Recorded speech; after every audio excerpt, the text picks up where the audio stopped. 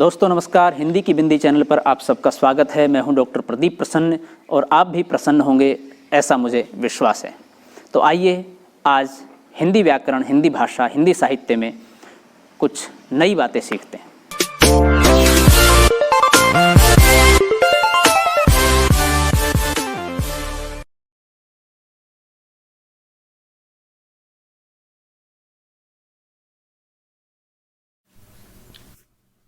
विद्यार्थियों, आज की वीडियो हम बना रहे हैं भावार्थ।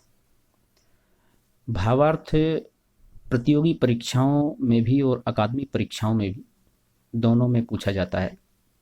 और जब अक्सर गद्यांश या पद्यांश की व्याख्या करते हैं, उसके भाव लिखते हैं, तो उसमें ये महत्वपूर्ण टॉपिक है। और साथ ही जब किसी प्रश्न का उत्तर हम देते हैं तो उसके भाव पक्ष को, विशेष रूप से कविता वाले पक्ष को किस तरह से जानें और किस तरह से विश्लेषित करें, किस तरह से उसका उत्तर लिखें, उसके लिए बहुत उपयोगी है ये। तो आइए हम वीडियो शुरू करते हैं। प्रारंभ करने से पहले आप सबसे आग्रह है, यदि आपने हिंदी की बिंदी चैनल को अभी तक भी सब्सक्राइब नहीं किया है तो उसे सब्सक्राइब जरूर करें, बेल आइकन को जरूर दबाएं ताकि कोई वीडियो मिस ना कर पाएं। आइए तो शुरू करते हैं आज की वीडियो। भावार्थ। परिभाषा। भावार्थ अर्थ और व्याख्या के बीच की चीज है, यानी कि न तो ये पूर्णतः किसी भी गद्यांश या पद्यांश का अर्थ स्पष्ट करता है, न ही उसकी व्याख्या करता है, उसके मध्य की बात करता है। इसमें न तो अर्थ लेखन की भांति गद्य या पद्य के प्रत्येक शब्द के अर्थ पर ध्यान दिया जाता है और न व्याख्या की भांति अर्थ विश्लेषण एवं साहित्य सौंदर्य के स्पष्टीकरण पर ही चर्चा होती है। अर्थात अर्थ और व्याख्या जिनमें दोनों की बातें होती हैं, उनसे कुछ भिन्न, कुछ अलग तरह की बात भावार्थ के अंदर निहित होती है। भावार्थ में किसी उद्धरण में निहित केंद्रीय भाव को संक्षिप्त एवं स्पष्ट रूप से व्यक्त कर देना ही पर्याप्त है। तो ये मुख्य बिंदु है भावार्थ में, जो गद्य पद दे रखा है, जो पंक्तियां दे रखी हैं, उसका केंद्रीय भाव उसके अंदर आ जाए, और दूसरा वो संक्षिप्त रूप में हो, और तीसरी बात ऐसी क्लिष्ट या ऐसी घुमावदार या वक्रोक्ति वाली भाषा न हो जिससे वो स्पष्ट न हो सके। ये तीन मुख्य बिंदु हैं उसके। केंद्रीय भाव निहित हो जाए, संक्षिप्त हो, लघु हो और स्पष्ट हो, तो वो किसी मूल पद्य या गद्य का भावार्थ फिर कहलाता है। और सरल तरीके से इसको समझने की कोशिश करते हैं। एक सारांश की तरह भावार्थ भी मूल अवतरण का छोटा रूप है। जैसे एक सारांश लिखते हैं किसी गद्य या पद्य का, उस तरह से, किंतु भावार्थ लिखने की रीति सारांश की रीति से भिन्न है, उससे पृथक है, अलग है कुछ। वास्तव में भावार्थ की विधि गागर में सागर भरने की एक क्रिया है। जिस तरह से बहुत बड़ी बात को हम बहुत छोटे रूप में कहें, लेकिन उस बात का मर्म ज्यों का त्यों बना रहे, उसका अंश को छूटे नहीं, और जो अन्य शब्द हैं, अन्य बातें हैं, जिनसे कि उस बात की महत्ता बनी रहे और उसका वजन कम न हो, उनको हम हटा सकते हैं। इस तरह की बात हो। यहाँ मूल भाव का कोई भी भाव या विचार छूटना नहीं चाहिए। विषय को या बात को बढ़ा चढ़ाकर कहने या लिखने की यहाँ भी आवश्यकता नहीं, अर्थात अतिशयोक्ति में बढ़ा चढ़ा करके उस बात को विस्तार देने की आवश्यकता नहीं है। मूल बात को मूल रूप से, तथ्यात्मक रूप से रखनी चाहिए। पर भावार्थ में भावों का पदान्वय भी होना चाहिए, यानी कि जो पद हैं उनका अन्वय। यद्यपि भावार्थ की लंबाई चौड़ाई की अंतिम सीमा नहीं बांधी जा सकती, कोई सीमा नहीं है कितना लंबा होना चाहिए, तथापि आशय या भाव के प्रतिकूल उसे मूल अवतरण का कम से कम आधा तो होना ही चाहिए। जब कोई बात एक पेज में कही गई है, हम उसका भाव लिखेंगे तो सामान्य सी बात है कि वो उतने ही पेजों में कहा गया है, तो उसका भाव कैसे हो सकता है? वो तो संक्षिप्त होना ही चाहिए, छोटा होना चाहिए। तो इसमें मूल के सभी प्रधान और गौण भाव आ जाने चाहिए। ये महत्वपूर्ण बात है कि जो मूल अवतरण है उसके प्रधान और गौण, ऐसा नहीं मतलब मुख्य मुख्य आ जाए, सामान्य छोड़ दें, भाव सारे उसमें निहित होने चाहिए, सब आ जाने चाहिए। और उसकी भाषा जो है सरल और अपनी होनी चाहिए, यानी कि जो लिखे उसकी अपनी भाषा होनी चाहिए। कोई बनावटीकरण नहीं होना चाहिए भाषा के अंदर। कोई भारी भरकम शब्दों का प्रयोग करते हुए किसी भी भाव को आप लिखें, और यहाँ तक कि आप कोई भी प्रश्न का उत्तर लिखें तो आपकी अपनी भाषा हो, तो अधिक प्रभावी होगी, परीक्षक के लिए भी और आपके लिए भी एक गुणवत्ता एक सशक्तता और एक आत्मविश्वास का भाव जो पैदा होगा। आपने स्वयं लिखा है अपनी भाषा में, चाहे आपके पास कैसी भी टूटी फूटी भाषा हो, आपके पास बड़े परिष्कृत शब्द न हो, लेकिन जो है वो आपके अपने हैं, तो बेहतर लगेगा, वो ओरिजिनल लगेगा, मौलिक सा लगेगा। सारांश में केवल प्रधान भाव ही रहते हैं, किंतु भावार्थ में छोटे बड़े सभी भावों का समावेश किया जाता है। सच तो यह है कि भावार्थ सारांश और व्याख्या के मध्य की बात है, मध्य की चीज है, हमने पहले ही बताया। भावार्थ के संबंध में एक विद्वान का कथन है कि भावार्थ संक्षिप्त और स्पष्ट हो, इसे व्याख्या के रूप में नहीं होना चाहिए। केवल अन्वयार्थ को भी भावार्थ नहीं समझना चाहिए। किसी बात का अन्य दूसरा अर्थ प्रकट कर दे तो वो भावार्थ नहीं है, कि उसकी जगह पर्यायवाची शब्द रखते हैं इस तरह से। इस उदाहरण से तीन बातें स्पष्ट होती है। पहला है भावार्थ संक्षिप्त होना चाहिए, दूसरा ये है भावार्थ व्याख्या के रूप में नहीं होना चाहिए, और तीसरा है भावार्थ में अन्वयार्थ भी नहीं होना चाहिए। तो ये तीन प्रमुख बातें इससे निकलती हैं, तीनों ही बातें हम पहले भी कर चुके हैं।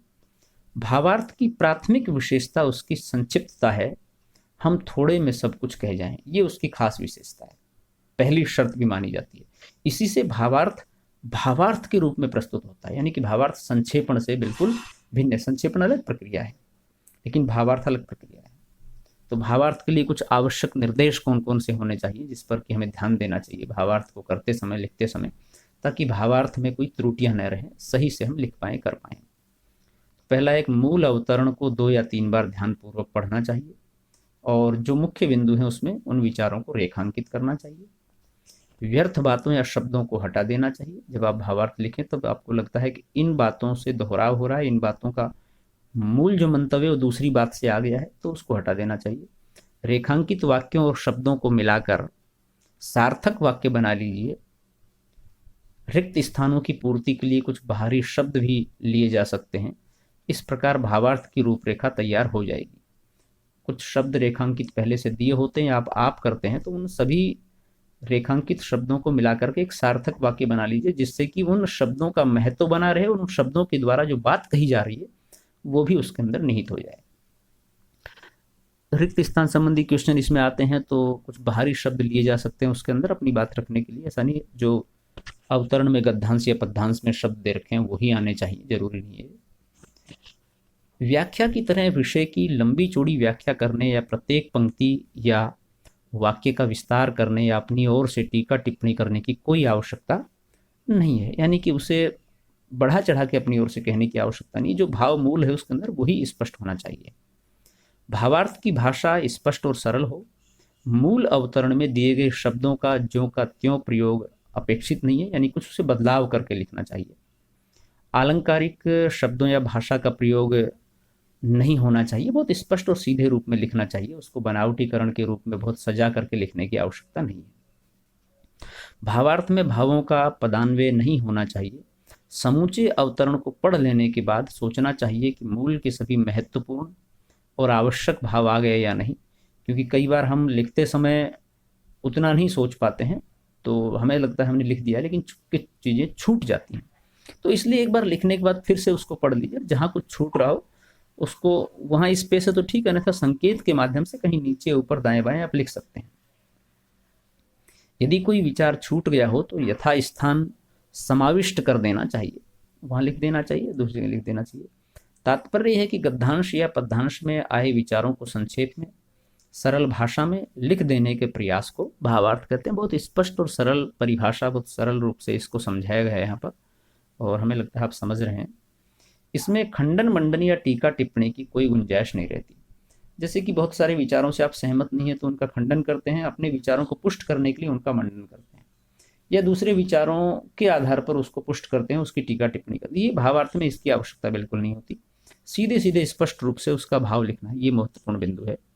परीक्षार्थी को अपनी ओर से एक भी बात घटाने या बढ़ाने का अधिकार नहीं है। अपनी ओर से नहीं लिखना है आपको, आपने जो कहा है, जिस पुस्तक में, जिस गद्यांश के माध्यम से जो कहा जा रहा है उसी को लिखना है, बस भाव के रूप में, संक्षिप्त रूप में, छोटे रूप में, केंद्रीय मूल भाव के रूप में। यहाँ पर हम एक उदाहरण से चीज़ों को समझने का प्रयास करते हैं। जैसे कि एक उदाहरण है, मूर्ति तैयार हुई, मूर्तिकार उसे बाजार ले गया, पर दुर्भाग्य वह न बिकी, अब कौन मुँह लेकर घर लौटे, आखिर घर तो उसे लौटना ही था। उसे देखते ही उसका बच्चा बताशा बताशा चिल्लाता हुआ दौड़ा और उसके आगे हाथ फैला दिए। मूर्तिकार के मुंह से कोई शब्द न निकला। वह बच्चे को अपनी गोद से चिपका कर रोने लगा। वह सोचने लगा, जिसने धनवानों को बनाया, जिसने प्रकृति पर अधिकार दिया, जिसने जमीन का बंटवारा किया, क्या उसकी बुद्धि इतनी छोटी हो गई कि कुछ लोग फूलों की सेज पर आराम से सोएं और कुछ लोग पसीने के रूप में दिन रात खून बहाने पर भी मुट्ठी भर चने तक न पाएं। अब ये एक अवतरण है, ये गद्यांश से इसका भावार्थ लिखना है तो भावार्थ इस प्रकार से लिखेंगे। सबसे पहले इसको 2 या 3 बार पढ़ लेंगे तो समझ में आ जाएगा क्या कहना चाह रहा है अवतरण। अब देखिए क्या कहना चाह रहा है, हम उसका भावार्थ लिख रहे हैं, फिर और स्पष्ट करते हैं कि आज पूंजीवाद का भयानक रूप देखने को मिलता है। कुछ लोग बिना हाथ पैर डुलाए मालपुआ खाते हैं और सुख का जीवन बिताते हैं, और कुछ लोग मेहनत करके भी भरपेट अन्न नहीं पाते हैं। आज दौलत के बाजार में कलाकार को कोई नहीं पूछता। कलाकार भूखा मरता है और अपने बच्चों को बताशा भी खरीद कर नहीं दे सकता। अब इसमें सारी बात स्पष्ट हो गई है। कला की महत्ता की बात हो गई, कलाकार के बच्चों की बात हो गई, दौलत का जो युग है, बाजारवाद है, उसकी बात हो गई, मेहनत नहीं करना चाहता उसकी बात हो गई, धनाढ्य वर्ग किस तरह से ऐसो आराम करते हैं उस सब की बात होगी। तो सारी बात को एक केंद्रीय भाव के रूप में बहुत संक्षिप्त रूप में स्पष्ट कर दिया गया। एक और उदाहरण देखें, क्या बाज को चिड़ियों का शिकार करते हुए देखकर हंस को यह शोभा देगा कि वे मानसरोवर की आनंदमयी शांति को छोड़कर चिड़ियों का शिकार करने लगे और वह शिकार बन जाए तो आप उसे बधाई देंगे? हंस के पास अपनी तेज चोंच नहीं है, उतनी आंखें नहीं हैं, उतने तेज पंख नहीं है, उतनी तेज रक्त की प्यास नहीं है। इन अस्त्रों का संचय करने में उसे सदियों लग जाएंगे, फिर भी वह बाज बन सकेगा या नहीं इसमें संदेह है। मगर बाज बने या न बने, वह हंस न रहेगा, वह हंस जो मोती चुगता है। अब इस अवतरण के कई अर्थ हो सकते हैं, अपने अपने रूप से भावार्थ हो सकते हैं, लेकिन एक भावार्थ हम आपको बता रहे हैं। बाकी और भावार्थ कौन से हो सकते हैं आप कमेंट्स में लिख के भेजिए, उसका भावार्थ करके भेजिए, क्योंकि ये बात बहुत खुली हुई नहीं है, स्पष्ट नहीं है, इसमें बहुत सारे संकेत हैं।